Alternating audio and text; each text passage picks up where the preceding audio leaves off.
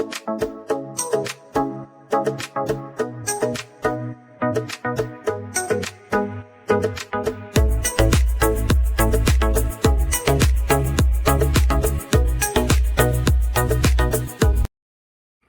સ્વાગત છે મારી ચેનલ શ્રીહરી રસોઈમાં। આજે આપણે બનાવીશું ગુજરાતીઓના ફેવરેટ ચંપાકલી ગાંઠિયા।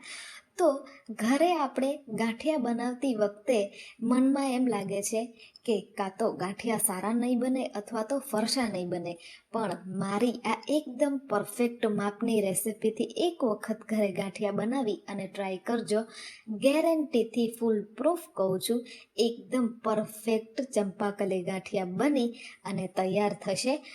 જે પણ ખાશે તે વિશ્વાસ નહીં કરે કે તમે ઘરે આ ગાંઠિયા બનાવ્યા છે, એમ જ લાગશે કે આપણે આ ગાંઠિયા જે છે તેને કંદોઈની દુકાનથી લાવ્યા છીએ। તો ચાલો સુપર ઇઝી એવી રેસિપીને સ્ટાર્ટ કરીએ।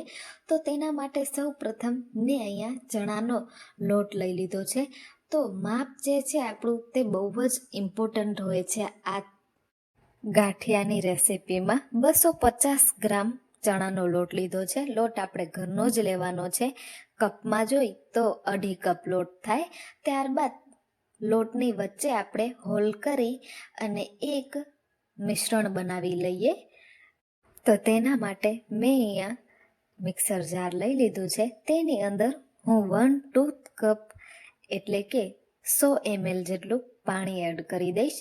ત્યારબાદ તેને તે જ માપથી જ તેલ એડ કરી દેવાનું છે। ત્યારબાદ મેં અહીંયા 1-2 ટીસ્પૂન જેટલો ગાંઠિયાનો જે સોડા આવે છે તે લઈ લીધો છે। તો તમે અહીંયા જોઈ શકો છો કે મેં ટેબલ સ્પૂન જે છે તેને કઈ રીતે ભરેલી છે। ત્યારબાદ 1-2 ટીસ્પૂનના માપથી જ આપણે મીઠું પણ એડ કરી દેવાનું છે। અને હવે આપણે આ મિશ્રણને એક વખત ગ્રાઇન્ડ કરી લેવાનું છે।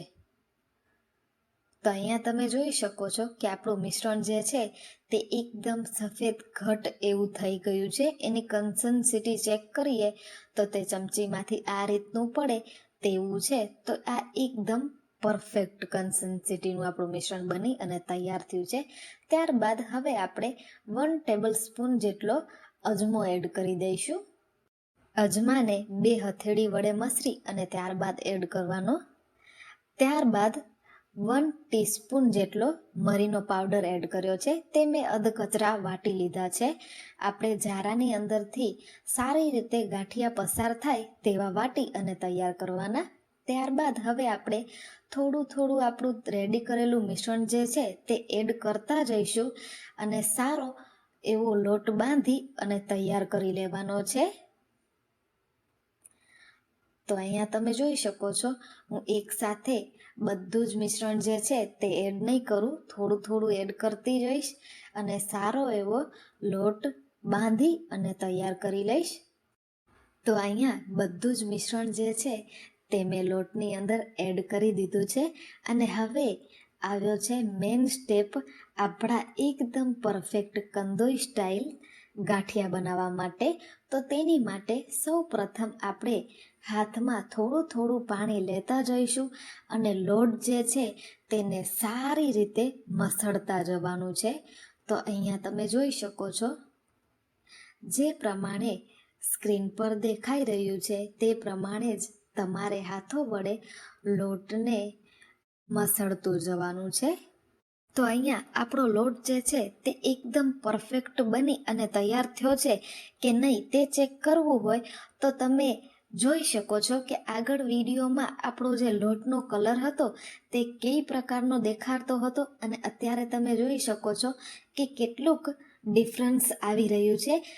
જેમ આપણે લોટને મસળતા અથવા તો ફેટતા જઈશું તેમ તેનો કલર પણ ચેન્જ થતો જશે અને આપણો લોટ પણ એકદમ પરફેક્ટ બની અને તૈયાર થશે। તો અહીંયા તમે જોઈ શકો છો આપણો ચંપાકલી ગાંઠિયાનો જે લોટ છે તે એકદમ પરફેક્ટ બની અને તૈયાર થઈ ગયો છે। હવે આપણે તેને ભેગો કરી લઈશું।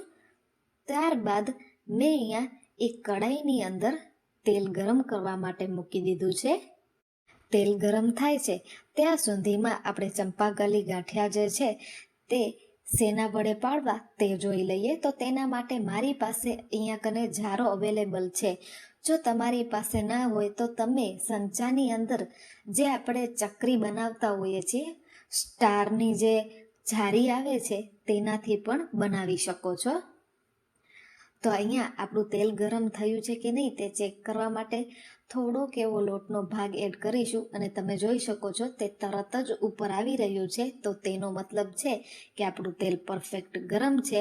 હવે આપણે જારાને તેલ વડે ગ્રીસ કરી લઈશું, જેનાથી આપણો લોટ જે છે તે જારાની ઉપરના ભાગમાં ચોંટી ન જાય. ત્યારબાદ આપણે હાથ જે છે તેને પાણીવાળો કરવાનો છે અને ત્યારબાદ લોટમાંથી અડધો ભાગ લઈ અને સારી રીતે હથોડી વડે એક જ ડાયરેક્શનમાં પ્રેસ કરવાનું છે. તો અહીંયા તમે જોઈ શકો છો જારાની અંદરથી આપણા ગાંઠિયા જે છે તે એકદમ પરફેક્ટ પડી રહ્યા છે. જો તમારું મિશ્રણ જે છે તે એક સરખા માપનું નહીં હોય તો તમારા ગાંઠિયા બનવામાં થોડીક એવી તકલીફ પણ આવી શકે છે. તો તમારે માપની ખાસ ધ્યાન રાખવાની. ગાંઠિયા પડી જાય ત્યારબાદ જારાને લોયામાં 1 થી 2 વખત ટેપ કરી અને ત્યારબાદ ચમચા વડે આપણે ગાંઠિયાને બંને બાજુથી સારી રીતે તળી લેવાના છે. તો અહીંયા તમને જોતા જ લાગતું હશે કે એકદમ પરફેક્ટ આપણા ચંપાકલી ગાંઠિયા જે છે તે બની અને તૈયાર થયા છે. હવે આપણે તેને તેલની અંદરથી નિતારી અને એક પ્લેટની અંદર નીકાળી લેવાના છે. વધારે વાર આપણે તેલની અંદર એને નથી રાખવાના. તો અહીંયા આપણે તેલની અંદરથી સારી રીતે ગાંઠિયા જે છે તે નીતરી જાય ત્યારબાદ એક મોટા વાસણની અંદર તેને નીકાળતું જવાનું છે.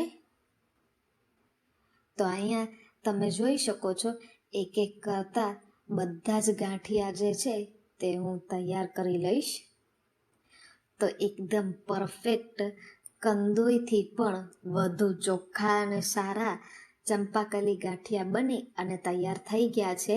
તો તમને મારી આ ચંપાકલી ગાંઠિયાની રેસિપી કેવી લાગી એ મને જરૂરથી જણાવજો. આજ માટે આટલું જ. ફરી મળીશું નવી રેસિપી સાથે.